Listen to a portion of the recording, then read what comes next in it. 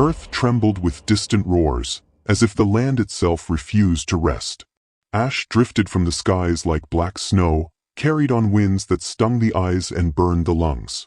Rivers ran shallow, food was scarce, and every step into the wilderness carried the weight of risk.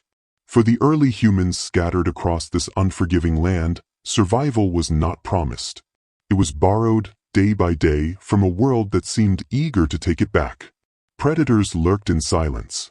Saber-toothed cats crouched low in tall grass, their amber eyes unblinking. Packs of hyenas circled the weak and the slow, waiting for one mistake. Even the night held no safety, for the darkness belonged to creatures whose growls could send shivers through bone. Alone, the fragile human ancestors were vulnerable. Too small, too slow, too exposed. And yet, against all odds, they endured. But endurance demanded something more than strength. It required an edge, a partner, an advantage the predators did not expect. And as the flames of crude campfires cracked in the night, shadows stretched across the earth. One shadow moved differently. Close, silent, watchful. It was not prey, and it did not strike like a predator. Its eyes caught the firelight, not with hunger, but with something else. Something unspoken. Could it be curiosity? Or something deeper, older, buried in instinct?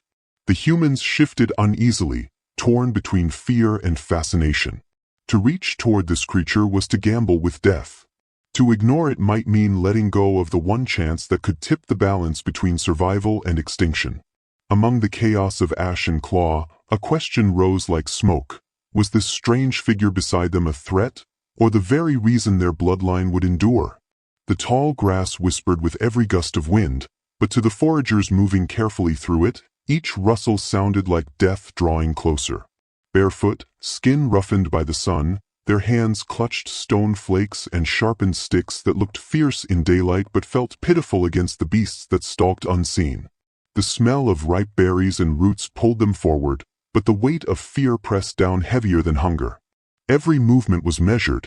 A snapped twig could summon shadows with teeth. A cough too loud could betray them to hunters who never missed their chance.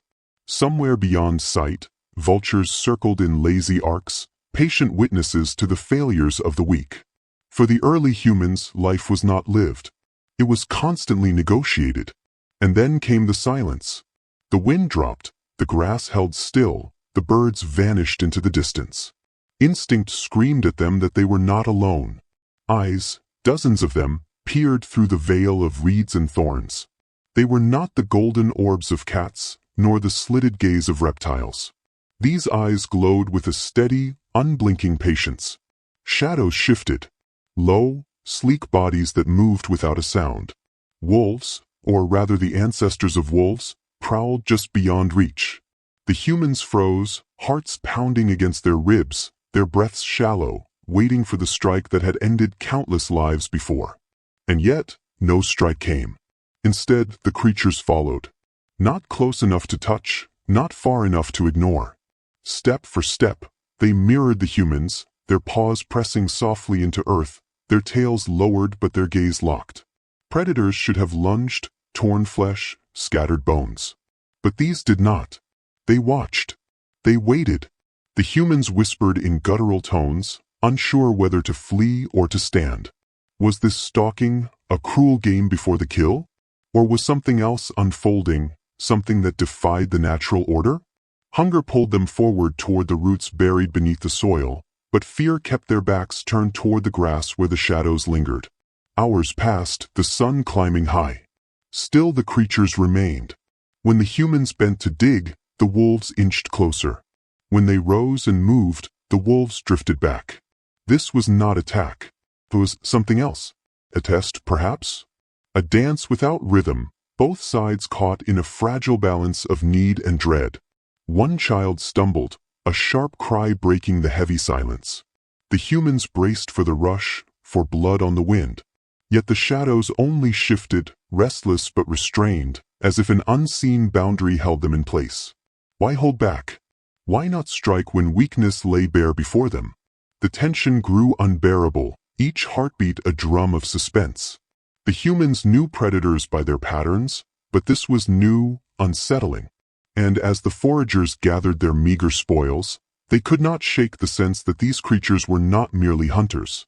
They were watching for something, waiting. Night would soon fall, and the grass would turn black. To share the same ground as beasts was madness, yet fate had already woven their paths together.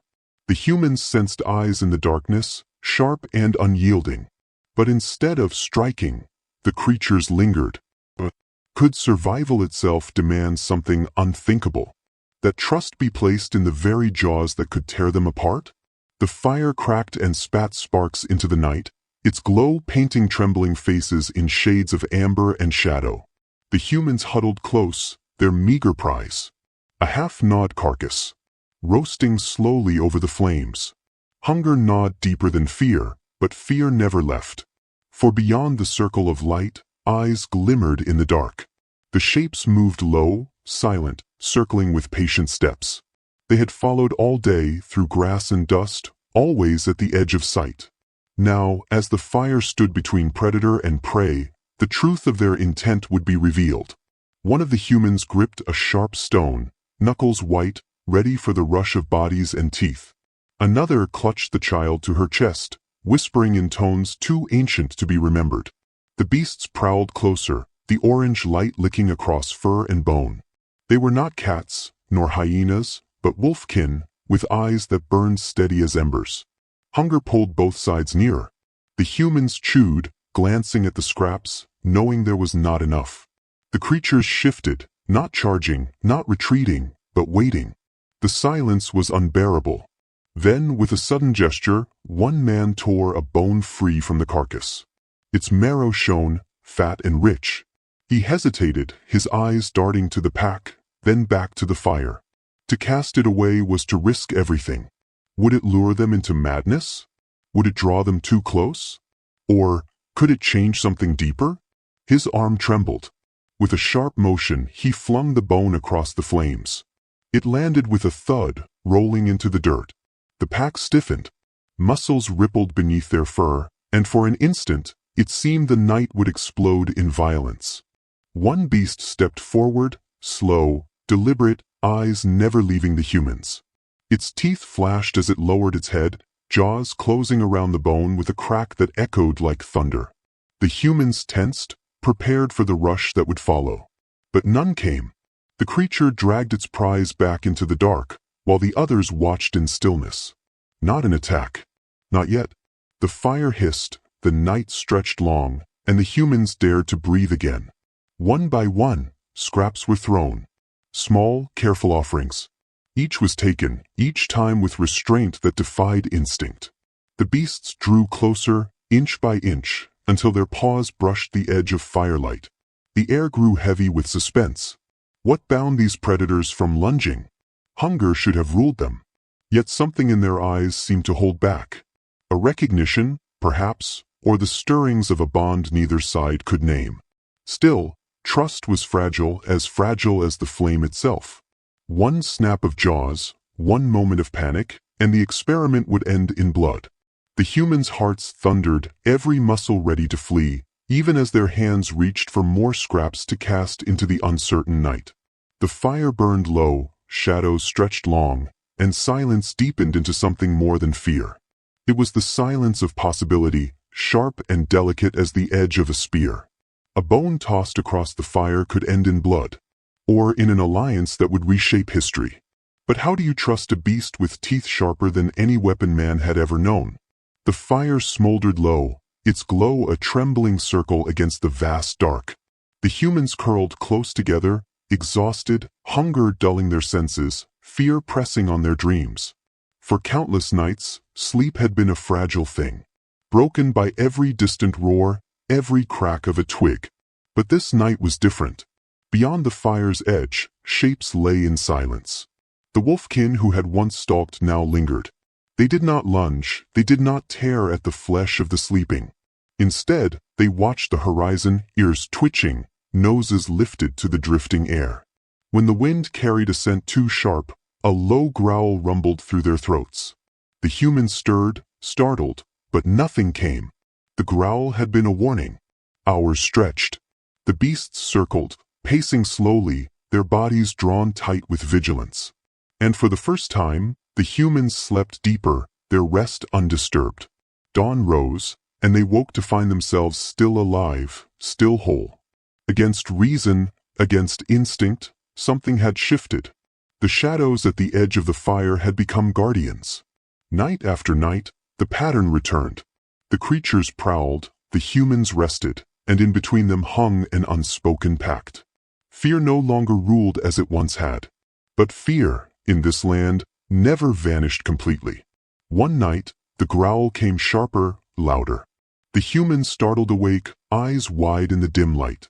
The beasts stood rigid, teeth bared, their gaze locked into the trees. The forest held its breath. Then it came. The crash of branches, the flash of eyes, the unmistakable rush of predators breaking cover. Chaos erupted. A saber-tooth lunged into the firelight, its roar splitting the night. Sparks flew as the humans scrambled for stones and spears. The wolfkin leapt forward with a fury that seemed born of desperation.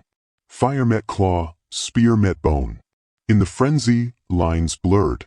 The humans struck, the beasts snapped. But against whom? In the smoke and terror, it was impossible to know if the growl was warning, or the first sound of betrayal. The battle raged, blood on the dirt, screams and howls woven together. When it ended, the fire flickered weakly, and the night was silent once more. But silence did not mean peace. Would the humans fight beside the beasts, or against them? The answer waited in the darkness beyond the flame. The sun burned high, its heat pressing on bare shoulders as the humans fanned out across the plain. Hunger had hollowed their cheeks, sharpened their eyes, and bent their spines with desperation. Each step stirred dust, each breath carried the ache of need. Ahead, the herd grazed. Massive antelope-like creatures, swift, strong, and dangerous. To chase them meant risk. To leave them meant starvation. The humans tightened their grip on crude spears and jagged stones. Their feet pressed into earth hardened by seasons of drought. And then in the grass at their flanks, the shadows stirred. The wolfkin, lean and silent, slipped into position. Their movements were no longer random. They flanked, circled, mirrored the hunters as if bound by some invisible rhythm. The herd's ears twitched. Heads snapped up. For one suspended moment, predator and prey locked eyes. Then the stampede began. Dust exploded into the sky as hooves thundered, the plain alive with chaos. The humans broke into a run, their cries sharp and guttural, stones raised high. From the side, the beasts surged forward, weaving with astonishing precision, driving the herd away from open escape and back toward the hunters. Panic spread through the prey, their formation breaking. For the first time, it was not humans chasing alone. It was two species, moving as one. But prey fights hardest when cornered. A massive antelope buck-wheeled suddenly, horns lowering like sharpened spears. With a violent charge, it split the line, scattering men and beasts alike. One human stumbled, the shadow of death falling over him as hooves pounded closer. The wolfkin struck first. With snarls ripping through the air, they leapt onto the beast's haunches, teeth sinking deep. The animal bellowed, thrashing wildly, dragging both human and predator into a storm of dirt and blood. The man scrambled to his feet, thrusting his spear with trembling hands. The point pierced flesh. The beast screamed, staggering. The ground shook as it collapsed, kicking, struggling against the weight of teeth and stone. Blood soaked the dust, heavy in the air, hot against skin. The humans cried out in triumph, voices raw with relief. But the moment's victory brought a deeper question. The beasts stood over the fallen prey, muzzles stained red, muscles heaving. Their eyes gleamed in the sunlight, caught between instinct and restraint. The humans, too, circled close, hands reaching for meat they desperately needed. Suspense thickened. Would the wolves allow it? Would hunger drive them to turn Fong against the very companions who had helped bring the kill down? One tense breath passed. Then another. Slowly, cautiously, a human sliced into the carcass, tearing away steaming flesh. The wolves growled low but did not strike. Instead, they fed alongside the humans, the carcass shared in uneasy silence. The beast had fallen, but the question lingered. Who had killed it? the spear that pierced its side, or the jaws that clung until the end. The sun dipped lower, the plain quieted, and the bond, blood-forged, fragile, held for another day. The beast lunged, and in that instant, everything could have ended for both man and dog. But it did not. The alliance lived, though shadows of doubt remained. And still, one question burned hotter than the fire they would build that night. Who truly led the hunt? The humans, or the four-legged shadows at their side? The night pressed heavy, moonlight filtering through branches that clawed at the sky. The humans huddled near their fire, their guardians. Wolfkin stretched in the dirt just beyond the glow. For weeks now, the uneasy bond had grown, fed by hunts, by scraps shared, by nights of mutual watchfulness. Trust was fragile, but it lived. Then came the scent. Bitter. Wrong. The guardians stiffened, ears pricked, throats rumbling with low growls that curled through the dark. The humans stirred, clutching stones and spears, fear igniting in their chests. From the shadows, shapes emerged. Sleek, lean, eyes burning cold. Not the familiar companions, but another pack, larger, hungrier, bound by no fragile truce. They did not circle with patience. They came forward with teeth bared, hackles high, their intent unmistakable. The humans rose, their fires snapping wildly as spears lifted. The guardians snarled, torn between two worlds. The pull of their wild kin and the bond forged in firelight. One moment of hesitation could decide everything. The rival wolves lunged. The camp erupted in chaos. Sparks flew as bodies clashed, the night alive with screams and howls. A child cried out, dragged by the edge of the fight, and a guardian leapt, sinking teeth not into human flesh but into the shoulder of its own kind. Blood sprayed, the rival wolf yelping as loyalty declared itself in crimson. The humans fought desperately, stones striking, spears stabbing, their arms shaking with terror and fury. All around them, the battle blurred. Fur and flesh, friend and foe indistinguishable in the frenzy. Each heartbeat carried the weight of survival, each cry echoing through the trees. And still, the question burned. Would the guardians stand with their wild blood, or with the fragile trust built by firelight? The clash stretched into the deep hours, the ground slick with blood, the air thick with smoke and iron. Slowly, the rival pack broke, retreating into the darkness, their snarls fading into the distance. The humans stood trembling, bruised, cut, but alive. At their feet, the guardians panted, muzzles stained with both the blood of prey and of their own kind. The fire crackled weakly, casting shadows across torn earth and weary faces. Trust had been tested, and it had not broken. But it was no longer innocent. It had been sealed in violence, in choices that could never be undone. And when dawn came, who would remain standing? The humans or the pack? The answer lay in the silence that followed, heavy and unresolved, as the sun edged slowly over a blood-soaked horizon. Seasons shifted, rains carved rivers into the land, and time moved with the rhythm of survival.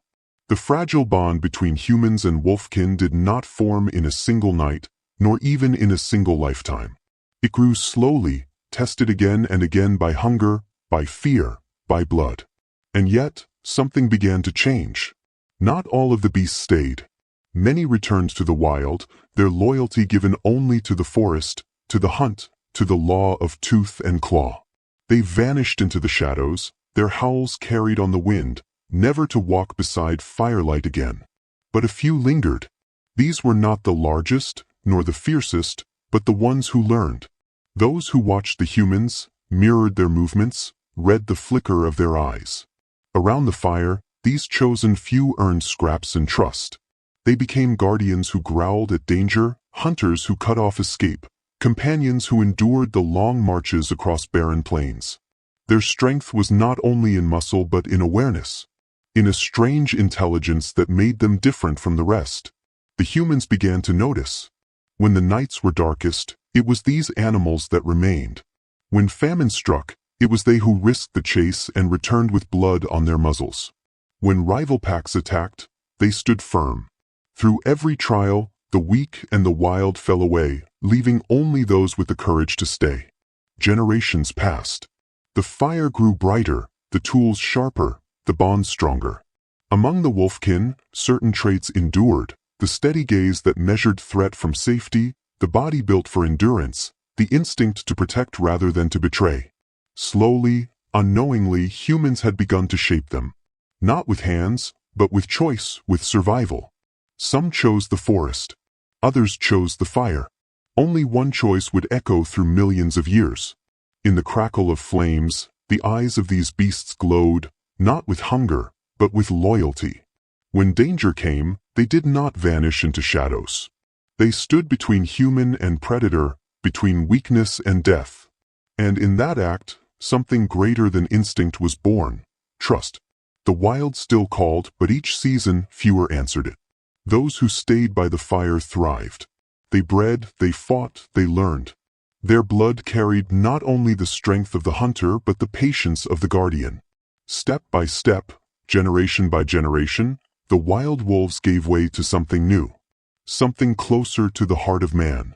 And though the humans did not know it, though the beasts could not speak it, a lineage had begun.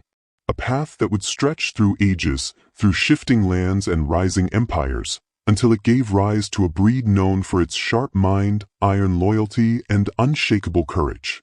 A breed that, in time, would be called the German Shepherd. But how could this fragile bond, born of fire and fear, grow into a bloodline that still walks beside us today? The answer waited in the long march of time, carried in the silent steps of shadows that had chosen man over wilderness. The rains failed. The rivers shrank to shallow streams, their beds cracked and broken beneath the sun. Grass withered, trees stood bare, and the herds that once thundered across the plains vanished into distant horizons. Hunger gnawed at the humans, hollowing their faces, slowing their steps. Even the fire, fed by brittle sticks, seemed to burn weaker, as though it too felt the famine. Around the dying flame, silence pressed heavier than smoke. The children whimpered, their stomachs tight with emptiness. Eyes drifted to the guardians who lingered nearby. Wolfkin with ribs sharp against their hides, breath shallow with weakness. These beasts, once hunters, were starving too. The thought rose unspoken at first, then whispered: meat was scarce, and flesh was flesh. To survive, the humans might need to sacrifice the very creatures who had guarded them, who had bled beside them. Every growl, every step closer to the fire reminded them of the choice that loomed. But hunger clouded judgment. Were they companions? Or food? Could trust hold when survival demanded cruelty? One night, the fire sputtered low, and a man lifted a stone, his gaze locked on the weakest of the beasts. The others watched, torn between fear and desperation. The wolfkin raised its head, eyes gleaming not with threat, but with something harder to name. Endurance, perhaps, or a plea. The moments stretched thin, the stone trembling in the man's grip. Then a sound split the dark. A distant cry. Shrill, panicked. Not human. Not wolf. The guardians leapt to their feet, muzzles lifted to the wind. Hunger surged through them, not as frenzy but as purpose. Without waiting for command, they darted into the night. The humans followed, driven by the spark of hope. Through brush and stone, the beasts led the chase, their lean bodies cutting through the dark. At last, cornered against a ravine, a small herd of deer stamped and snorted, eyes wild. The guardians lunged, jaws flashing, while the humans hurled their spears. The kill was quick, desperate, and bloody. Flesh tore, blood ran hot across the dust, and for the first time in weeks, the scent of life returned to the air. The humans fell upon the carcass, the beasts beside them, sharing not scraps but survival itself. When they returned to the fire, their bellies heavy, the question lingered in silence. They had not betrayed each other. Hunger had not broken the bond. But in famine, loyalty is tested more than in plenty. And the fire still burned low, the land still barren. The fire was dying, the bellies empty, and eyes had turned toward the very creatures that guarded them. Would loyalty survive hunger, when the famine had only just begun? Sirens wail, rubble smolders, and dust clouds choke the air after buildings collapse. Out of the chaos, a figure emerges. Not a man, but a dog. Ears sharp, eyes steady, muscles taut with purpose. Nose pressed to the ground, it pulls rescuers toward buried life, claws tearing at the debris until human hands can finish what it began. The survivor is saved, but the truth is clear. Courage did not act alone. Loyalty guided it. Instinct carried it. This is no ordinary animal. This is the German Shepherd. Police partner, soldier, rescuer, guardian. Yet the fire burning in its chest did not begin in city streets or on battlefields.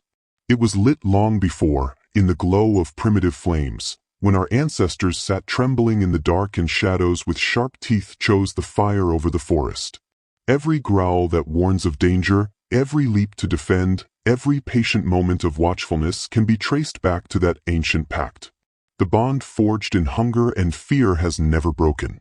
Through centuries of change, through empires rising and falling, through wars fought with swords, then guns, then machines, the shepherd's lineage endured, not because it was the strongest of beasts, but because it chose loyalty over freedom, trust over wild instinct. Some of their kin vanished into the wilderness, their howls fading with the ages. But those who stayed became something more than wolves. They became partners, protectors, the unseen half of humanity's survival. And across thousands of years, their blood carried forward the courage of the guardians who once stood between man and the predators of the night. Today, German shepherds stride beside officers into danger, their hearts unflinching where men hesitate. They rush into fire and smoke to find the lost, the trapped, the forgotten. They charge across battlefields with soldiers who know that without them, survival hangs by a thread. Even in homes, by the hearth, they guard with the same vigilance their ancestors once showed beneath the stars. Look into their eyes, and you see more than devotion. You see memory. You see the reflection of those nights when the fire flickered low and humans huddled close, too weak to face the wild alone. You see the same shadows that prowled at the edge of camp, the same growl that warned of death in the tall grass. When you see a German shepherd today, do you see just a dog? Or the shadow of the beast that once guarded our ancestors' fires? Our species clawed its way through famine, through predators, through the teeth of extinction itself. Yet perhaps the truth is that we never did it alone. Perhaps survival was not simply the triumph of humankind, but the triumph of a bond. Because when danger circled, when hunger gnawed, when night fell heavy, there was always a figure at the edge of the firelight, watching, waiting, guarding. And so, a final question remains. Without them, would we even be here at all?